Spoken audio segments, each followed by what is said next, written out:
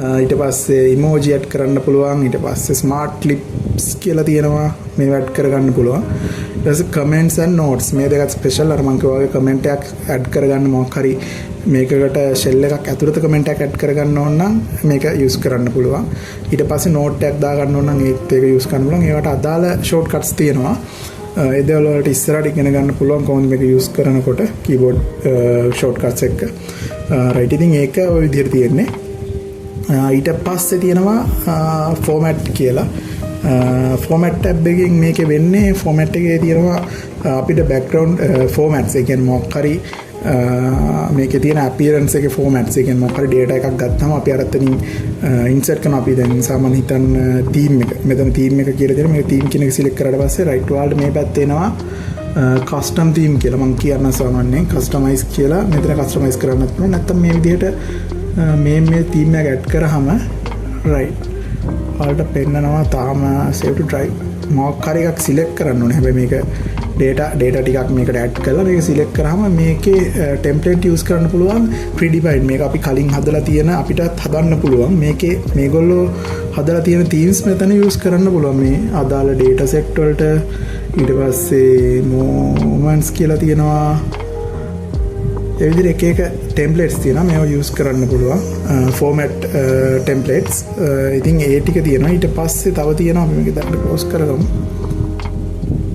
ඕකේ right. මේක දැන් close කරගමු. ඊට පස්සේ මෙතන තියෙනවා ෆෝමැට්ස් වල නම්බර්ස් කියලා. මෙතන නම්බර්ස් වල නම්බර් ෆෝමැට්ස්. ඊට පස්සේ අපිට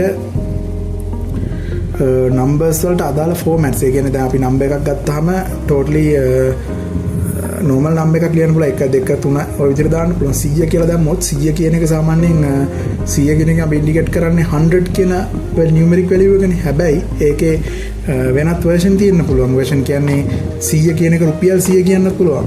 100 rupees කියන්නත් පුළුවන්. $100 කියන්නත් පුළුවන්. එතකොට 100 කියන එක 1.2 දාලා ඩොට් එක තියලා තව බිංදු දෙකක් දාන්න පුළුවන්. RS කියලා આવොත් ශත ගාන පෙන්වන්න. ආන් ඒ වගේ පොයින්ට් හදන්න. ඊට පස්සේ මේකේ නම්බර්ස් තුනක් ඒ කියන්නේ නම්බර්ස් තුනක් වෙන් කරන්න කමායක දාන්න අපි සාමාන්‍යයෙන්. අන්න ඒ ටික ඊට පස්සේ percentage එක ඊට පස්සේ මේ විදිහට එක එක විදිහේ මේකේ decimal values ඊට පස්සේ date දැන් නම්බර් එකක් එක දිගට ලියලා මේක date එකක් විදිහට format කරන්න අවශ්‍ය නම් අන්න ඒ වගේ numeric value වල formats හදන්න පුළුවන් section එක. මේකේ ගොඩක් දේවල් තියෙනවා. custom currency එක add කරගන්න මොකක්ද අදාළ currency එක ඒ වගේ දේවල් මේකේ තියෙනවා. අපි ඉස්සරහට කතා කරමු. ඒකෙන් වෙන numeric values එක number values වල format එක හදලා ඊළඟට මේකේ text වල format එක හදන්න පුළුවන්. bold italic underline ඊට පස්සේ ඒ වගේ text එක කියන්නේ මොකක් හරි text value එකක format එක හදන්න පුළුවන්. ඊට පස්සේ මෙතන තියෙනවා alignment එක. alignment එක කියන්නේ අපි මොකක් හරි object එකක් හරි මේකට text එකක් හරි value එකක් add කරාට පස්සේ ඒකේ alignment එක හදන්න පුළුවන්. center cell එකේද cell keep එක center කරන්නද ඒ වගේ alignment හදන්න පුළුවන්.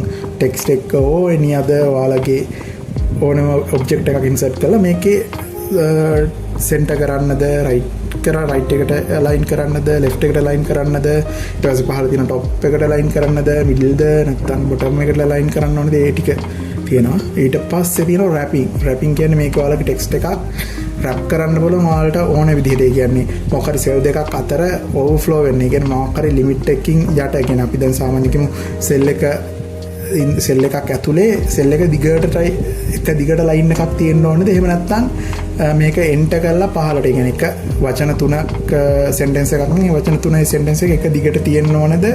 එහෙම නැත්නම් මේක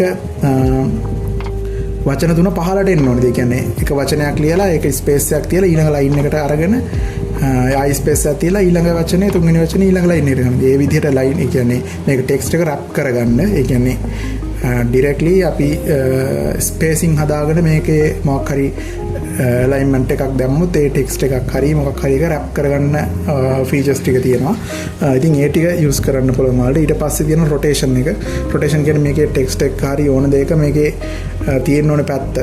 මෙතන ඔයාලට පෙන්වනවා ඇති none කියලා තියෙනවා. කියන්නේ normal horizon කියන්නේ vertical line එකේද කොහොමද තියෙන්න ඕනි කියන එක. මේකේ තියෙනවා till up the, till down the, rotate up the, rotate down the, custom angle, right මෙතන text එක කොච්චර angle එකකින් හැදෙන්න ඕනද මේ දේවල් අපි ඉස්සරහට කතා කරමු අපි මේක use කරනකොට